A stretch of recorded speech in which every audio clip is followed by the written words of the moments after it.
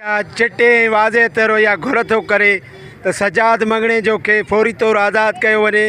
सजाद मंगणे जो सां गॾोगॾु सिंध जा सवें क़ौमी कारकुन खंबे गुम कया विया आहिनि, जिन जो को बि ॾोह कोन्हे को। महिरबानी करे उन्हनि खे फौरी तौर आज़ाद कयो वञे। अयूब कांधड़ो, सजाद मंगणे जो, ज़ाकिर सहतो समेत सिंध जा जेके बि क़ौमी कारकुन, अदीब, सियासी समाजी अॻुवान या कारकुन, सहाफ़ी, वकील, उस्ताद जेके भी इन सिंध में खंबे गुम कया उनके फौरी तौर आज़ाद कयो वञे। असांजो इहो ई मुतालबो आहे। जेकॾहिं तव्हां पंहिंजे कानून ते नथा बीहो त तव्हां सिंध जे माण्हुनि जा सां पाकिस्तान जे माण्हुनि सां कहिड़ो इंसाफ़ कंदव।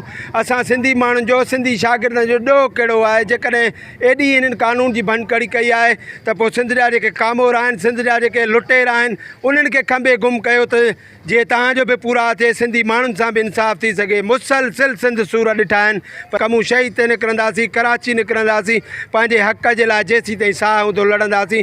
सिंधी 26 अगस्त 2021 ते सजाद मंगणे जो पंहिंजी रोज़ीअ लाइ पुलिस स्टेशन वियो त उते रियासती इदारनि खंबे गुम कयो वियो आहे। जेकॾहिं उनखे हिकु महीनो 8 ॾींहं थी चुका आहिनि। जेकॾहिं उन को जुर्म आहे त उनखे अदालत में पेश कयो वञे। जेकॾहिं साबित नथो थिए त उनखे आज़ादु कयो वञे ऐं असांजी बेचैनीअ खे ख़तमु कयो वञे, न त ॿी सूरत हाल में सॼी सिंध में एहतिजाज जो दाइरो वधायो वेंदो।